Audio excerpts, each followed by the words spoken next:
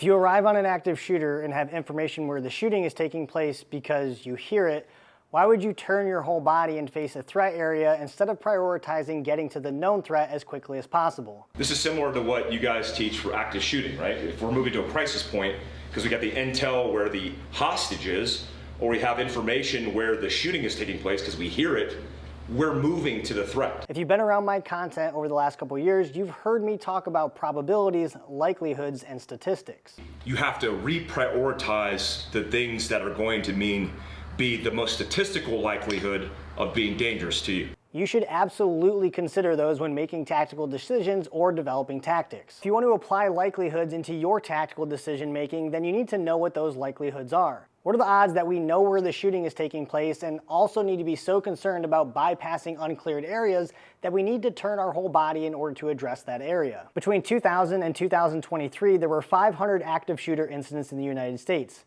Only 12 of those incidents involved two shooters. On 9 of those 12 incidents, the suspects were apprehended at separate locations either the day of or sometime later. That means an officer has only arrived on an active shooter with 2 active suspects 3 times out of 500 incidents since the year 2000. One of those 3 incidents ended in a vehicle pursuit shootout, and in another, the first 2 responding officers were immediately hit with gunfire. And what followed was an hours-long standoff as suspects continued to shoot out of a deli at officers. The third incident occurred in 2014 inside a Walmart where officers exchanged gunfire, causing the female suspect to shoot the male suspect and then shoot herself.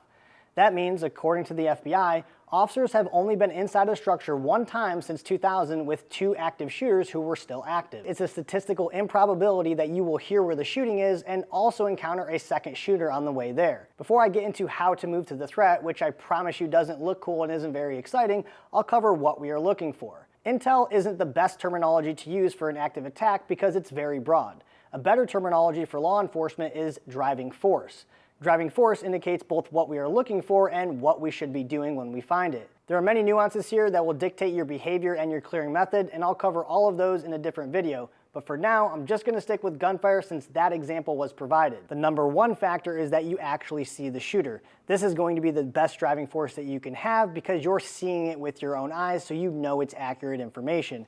If we turn the corner of this hallway and a shooter comes out of one room to enter into another room, or he comes out of one room and starts walking down the hallway, if I'm in a good position and it's appropriate, maybe we engage the shooter there.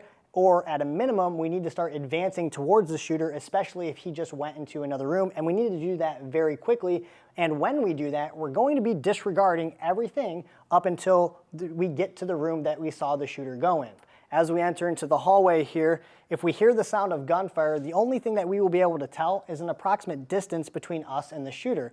So if we're entering the hallway and we hear the shooting and it sounds like it's coming from the end of the hallway, the other end of the hallway, then we're going to move very quickly through a major portion of this hallway, and then we're going to start to slow ourselves if we believe at any point we could start encountering where the shooter is. Now, if we enter into the hallway here and it sounds like the gunfire is close, we may start doing our assessments and start clearing as much of inside the room from the outside as we can until we receive another driving force that may pull us away from the actions that we're currently taking. Personally, for me, when I'm running towards the sound of gunfire or moving towards a threat, I'm going to run, I'm not going to sprint. And the reason is because I want to be able to have the ability to slow myself down to a speed in which I can process information and accurately shoot. And I also want to be able to adjust to anything that may change down the hallway should the shooter present himself, or should I get down there and it turns out that the shooter is no longer there and he has moved to a separate location. I want to be able to have the ability to continue to move around the structure if that's what I need to do. In an active attack or an active shooter where we know where the threat is, we want to move as quickly as possible to the threat so that we can solve that problem. If you want to help me build this channel as you all have been, you can do that by subscribing and feeding the algorithm down below.